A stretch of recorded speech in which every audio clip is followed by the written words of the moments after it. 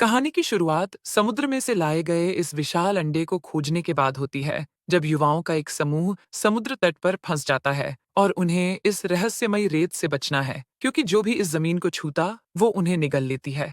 कहानी की शुरुआत में लास वेगास शहर से दूर एक तटीय क्षेत्र में युवाओं का एक बड़ा समूह समुद्र तट पर पार्टी करने का फैसला करता है, जहां वे चीजों को और अधिक रोचक बनाने के लिए विभिन्न चुनौतियों वाले संगीत और पेय पदार्थ का सेवन करते हुए मौज मस्ती करते हैं। और इन गिरोह के सदस्यों में से एक मिच नाम का एक युवा सभी लोगों को अपना सेलफोन दूर रखने का आदेश देता है और कहता है कि वे इन पार्टी खत्म होने पर वापस देंगे। और सभी युवा लोग अपनी पार्टी कंटिन्यू करते हैं, जबकि वेंस और गिलबर्ट को आग के लिए लकड़ी खोजने का काम सौंपा गया है। लेकिन जब वे वापस आते हैं तो वह बताते हैं कि उन्हें एक विशाल विचित्र वस्तु मिली है, जिसका स्वरूप परेशान करने वाला है। हालांकि जब वह उसको देखते हैं तो वह उससे डर जाते हैं, लेकिन युवाओं को इसकी कोई परवाह नहीं होती है और वे सामान्य रूप से गतिविधियां जारी रखते हैं। फिर जब सुबह उत्सव समाप्त हो जाता है और कुछ युवा लोग पार्टी करने की लंबी रात के बाद यही रुकते हैं और पार्टी करते हुए कायली और मिच लाइफ बोट पे जागते हैं और घर जाने का फैसला करते हैं। लेकिन जैसे ही वे टावर से नीचे उतरने वाले होते हैं,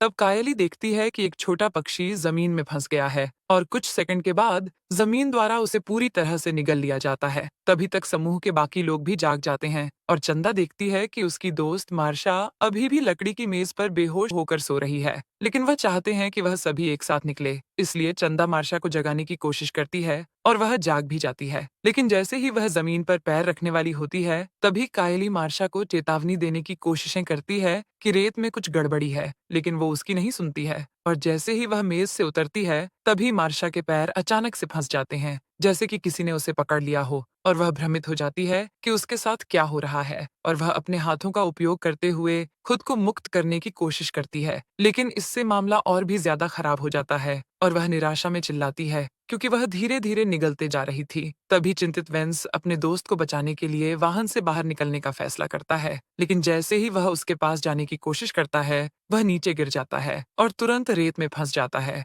और सभी अराजकता से घबराकर युवा लोग वेंस को बचाने का एक तरीका खोजने की कोशिश करते हैं और दूसरी तरफ वेंस मदद के लिए अधिक से अधिक चिल्ला रहा होता है। तभी मिच जल्दी से वेंस की ओर एक जीवन रक्षक बेड फेंकता है और उसे पकड़ने के लिए कहता है। हालांकि वेंस अब आगे नहीं बढ़ सकता और उसके तुरंत बाद उसका चेहरा भी रेत में पिघल जाता है, जो उसे खत्म करने के बाद उसका शरीर भी धरती ले जाती है। अचानक विनाश से भयभीत युवा लोग यह समझने की कोशिश करते हैं कि नीचे क्या हो सकता है और वे कैसे भाग सकते हैं। लेकिन घबराहट में रोनी का कहना है कि समुद्र तट विचित्र प्रयोगों में सरकार द्वारा इस्तेमाल किए जाने वाले रासायनिक पदार्थों से प्रभावित हो सकता है, लेकिन जोन का मानना है कि यह असंभव है और वह यह सिद्धांत बनाता है कि यह किसी प्रकार का एक्सीडेंट हो सकता है जो मानव त्वचा को भंग करने में सक्षम है। यदि वे उसे खोदने में कामयाब हो जाते हैं तो वे वेंस को मुक्त कर सकते हैं। लेकिन चंदा सुझाव देती है कि हमें पुलिस से संपर्क करने का प्रयास करना चाहिए है, ताकि वे हमारी मदद कर सके। यह सुनने के बाद गिलबर्ट कहती है कि सेलफोन अभी भी काम कर रहे होंगे और वह पूछती हैं कि वे कहाँ हैं। लेकिन समस्या यह है कि मिच के कारण सभी सेलफोन अभी भी कार की डिग्गी में है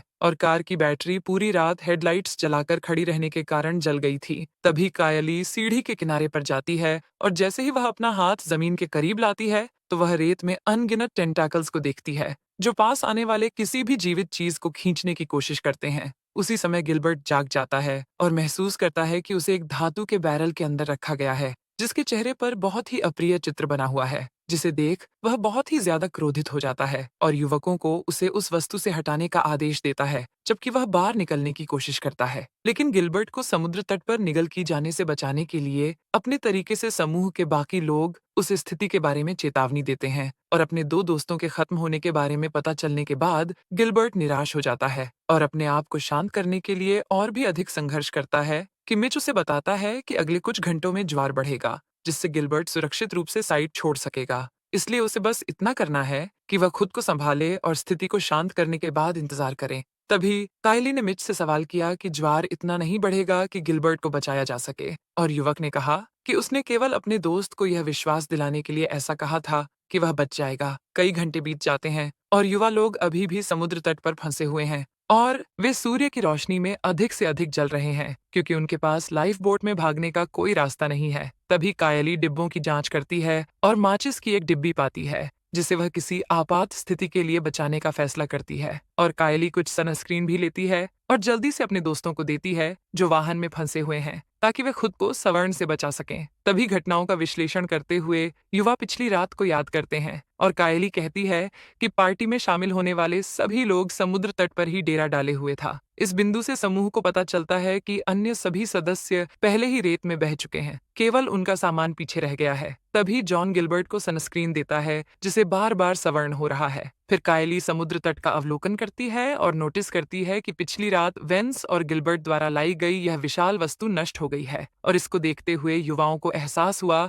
कि यह एक विदेशी अंडा हो सकता है जो तब निकला जब सभी सो रहे थे, जिसे सुनकर गिलबर्ट हताश हो जाता है और बैरल पर झूलने लगता है। लेकिन कायली उसे शांत करती है और कहती है कि यह प्राणी शायद अब भी अपने वयस्क रूप में नहीं है, इसलिए उनके पास अभी भी बचने का मौका है, ताकि वे यह पता लगा सकें कि राक्षस कितनी अधिकतम दूरी पर हमला कर सकता है। तभी कायली सॉसेज का एक पैकेट लेती है और उनमें से एक को दूर फेंक देती है। जैसे ही वह जमीन को छूता है, भोजन जल्दी से रेत द्वारा निगल लिया जाता है। और कायली कहती है कि वे इसी प्रक्रिया को तब तक दोहरा सकते हैं जब तक वे उस सीमा तक नहीं पहुंच जाते जहां तक प्राणी पहुंच सकता है। तभी मिच एक और सॉसेज फेंकने की कोशिश करता है, लेकिन एक सीगल भोजन को पकड़ लेता है और गिलबर्ट के सामने ही अपना भोजन बना लेती है, जो इस बात से नाराज होता है कि उसे आखिरी सॉसेज फेंकने से पहले कोई भोजन नहीं मिला। तभी कायली अपने दोस्त से इसे दूसरी दिशा में फेंकने की कोशिश करने के लिए कहती है और ऐसा करने में वे आखिरकार उस बिंदु को ढूंढ लेते हैं जहां टेंटेक्स नहीं पहुंच सकते, जिसे देख हर कोई नई खोज से राहत महसूस करता है। लेकिन चंदा उन्हें बताती है कि इससे कोई फर्क नहीं पड़ेगा, क्योंकि वह स्थान बहुत दूर है और उनके पास वहां से निकलने का कोई सुरक्षित रास्ता नहीं है। और इस बात से क्रोधित हो जाती है कि उनके पास भागने का कोई रास्ता नहीं है। तभी जोन को एक विचार आता है और वह वाहन से सिर्फ बोर्ड ले लेता है ताकि वह समुद्र तट तक सुरक्षित रूप से चल सके हैं। फिर वह धीरे धीरे लकड़ी के करीब पहुंचने में कामयाब हो जाता है, लेकिन जैसे ही वह मेज पर अपना पैर रखता है, तभी एक बोर्ड जमीन पर खिसकना शुरू हो जाता है, जिससे जोन अपना संतुलन खो देता है और रेत पर लटक जाता है। और उस समय सभी लोग निराशा में पड़ जाते हैं, क्योंकि वे उस जीव के स्पर्शकों को धीरे धीरे जोन के शरीर तक पहुंचते हुए देखते हैं। और जोन का शरीर, जो खुद को बचाने के लिए दर्द से चिल्लाता है, तभी जोन अपनी पूरी ताकत से कूदता है और मेज को पकड़ने में कामयाब होता है। हालांकि उसे पता चलता है कि उसके पेट पर गंभीर घाव हो गए हैं, जिससे वह पीड़ा में लेट जाता है। तभी सभी युवक जल्दी से जोन को शांत करने की कोशिश करता है, जो कुछ मिनटों के बाद उठने में कामयाब हो जाता है। और जोन एक थैले की जांच करता है जहां उसे बड़ी मात्रा में भोजन मिलता है, और वह सारा भोजन इकट्ठा करते समय जमीन पर एक केला गिरा देता है। और जब वह उसे उठाता है तो जोन देखता है कि किसी कारण से टेंटैकल्स फल को पकड़ने में कामयाब नहीं हो पाए। तभी जोन को पता चलता है कि प्राणी उसी स्थान पर प्रकट नहीं हो सका जहां कल रात आग जलाया गया था, जिसका अर्थ है कि आग ही एकमात्र चीज है जो इन फैलने से रोक सकती है। इससे जोन बिना किसी खतरे के जमीन पर कदम रखता है। तभी उसे एहसास होता है कि उसके घाव खुल रहे हैं, जिससे वह और भी ज्यादा कमजोर और हताश हो जाता है, यह महसूस करते हुए कि उसका दोस्त ठीक नहीं है। फिर कायली उसे शांत करने की कोशिश करती है और उसे समूह के बाकी लोगों के लिए कुछ खाना फेंकने के लिए कहती है। और जॉन भी जमीन पर खड़े रहने की कोशिश करते हुए अपने दोस्तों की दिशा में भोजन की आपूर्ति करता है। लेकिन जैसे ही वह भोजन फेंकने वाला होता है, तभी उसे लगता है कि उसके घाव खुल रहे हैं और वह दर्द में सवार हो जाता है। और कैन अचानक जमीन पर गिर जाती है और जोन की चोट बढ़ने लगती है, जिससे उसे अत्यधिक दर्द होता है, जिसके कारण वह मेज पर ही गिर जाता है। तभी मामला और भी ज्यादा खराब हो जाता है। रेत के टेंटेक्स बोर्डों को दूर रखते हैं, जिससे जोन पूरी तरह से घेरा जाता है। उसी समय अन्य टेंटिकल वाहन पर हमला करते हैं,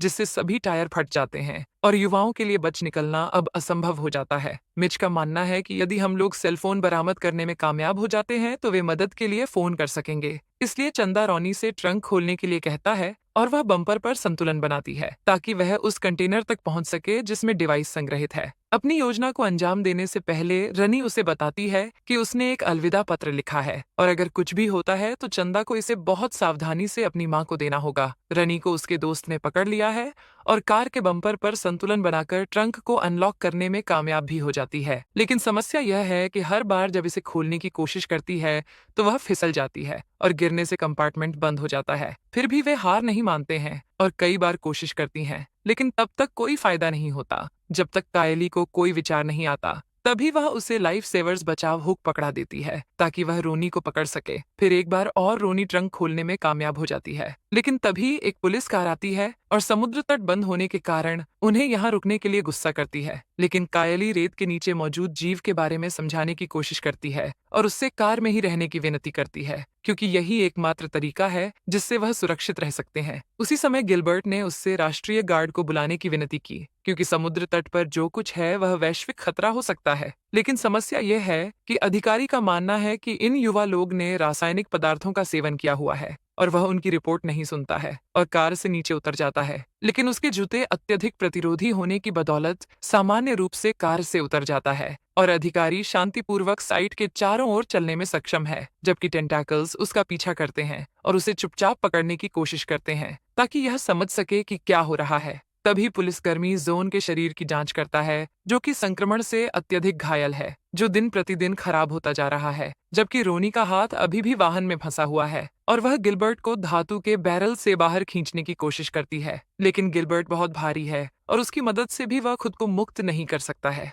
जब उसे पता चलता है कि वह युवाओं में से किसी की मदद नहीं कर पाएगा, तो वह कायली और मिच को लाइफगार्ड स्टेशन से नीचे आने के लिए कहता है ताकि वे उसे कुछ सवालों के जवाब दे सकें। लेकिन हताश कायली समूह की स्थिति को समझाने की कोशिश करती है और कहती है कि उनमें से कुछ घायल हैं और अन्य बीमार हैं और टाइम पर पहले से ही उन्मूलन हो चुके हैं, इसलिए उन्हें जल्द से जल्द यहाँ से निकलने की जरूरत है। फिर भी पुलिसकर्मी ने उनकी बात को अनसुना कर दिया और उनको उसके पास आने के लिए कहता, लेकिन जोड़ी ने रेत के पास जाने से इनकार कर दिया, जिससे उसका धैर्य खो गया और उसने अपना काली मिर्च स्प्रे निकाल लिया कि वह उन्हें अपने पास ला सके। हालांकि वह एक वस्तु को गिरा देता है और उसे वापस लेने के लिए रेत से उठाता है। उसी समय उसका हाथ टेंटाकल्स द्वारा पकड़ लिया जाता है, जो उसे भूमिगत खींचने लगते हैं। लेकिन वह स्वयं को मुक्त करने का प्रयास करता है और वह रेत पर अपना मिर्च स्प्रे का उपयोग करता है, जिससे वह स्वयं को मुक्त कर लेता है। लेकिन तभी तक बहुत देर हो चुकी होती है, क्योंकि उसका हाथ पहले ही पूरी तरह से प्राणी द्वारा निगल लिया गया होता है। फिर वह दर्द से स्तब्ध और पीड़ा में चीखने के अलावा कुछ नहीं कर सकता,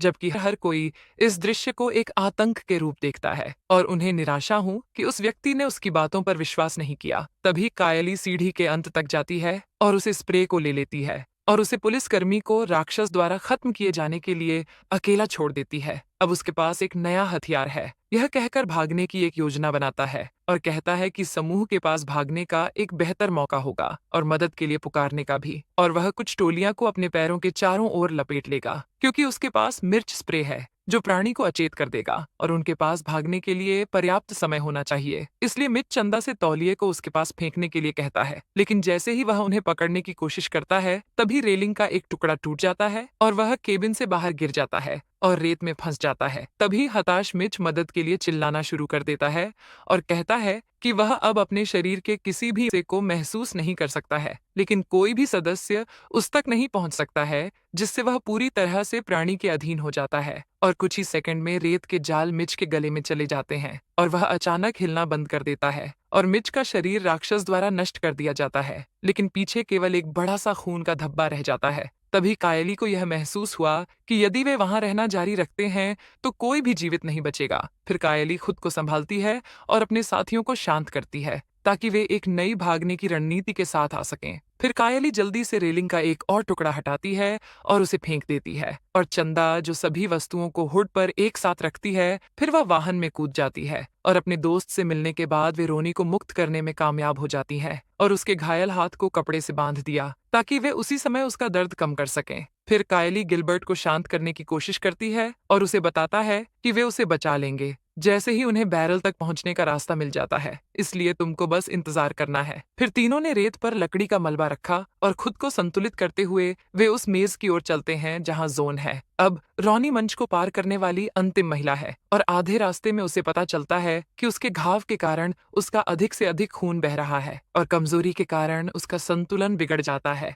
और वह जमीन पर गिर जाती है। तभी परिणाम स्वरूप वह जमीन के संपर्क में आती है और जितना भी कायली अपने दोस्त को मिर्च स्प्रे से बचाने की कोशिश करती है, टेंटेक्स फिर भी रोनी को पकड़ने में कामयाब हो जाते हैं और जल्दी से उसे अंदर खींच लेते हैं। अब केवल 4 जीवित बचे लोगों के साथ वे अपनी भागने की योजना जारी रखते हैं और चंदा मिच द्वारा बनाई गई रणनीति को अंजाम देती है और अपने पैरों को तौलिए से पैरों को लपेटती है जिन पर स्प्रे का इस्तेमाल किया गया है ताकि वह वाहन की ओर भाग सके। लेकिन बाहर निकलने का कोई रास्ता नहीं होने के कारण गिलबर्ट पूरी तरह से टेंटाकल्स द्वारा निगल लिया जाता है, जो उसे समुद्र तट पर खींचने के लिए अपने असली टेंटेक्स का उपयोग करता है। अपने दोस्त के खात्मे से भयभीत चंदा रोने लगती है और राक्षस उनका ध्यान भटकाने का फायदा उठाकर वाहन पर हमला करता है, जिसे कारण चंदा हुड़ पर ही बेहोश हो जाती है और अब तीनों समुद्र तट पर फंसे रहते हैं जब तक कि कायली अपने दोस्त को जगाने में कामयाब नहीं हो जाती। तभी चंदा को एक लाइफ बोट मिलती है और वह इसे जमीन पर फेंक देती है ताकि वह इसे भर सके और इसे रेत पर घूमने के लिए एक मंच के रूप में उपयोग कर सके।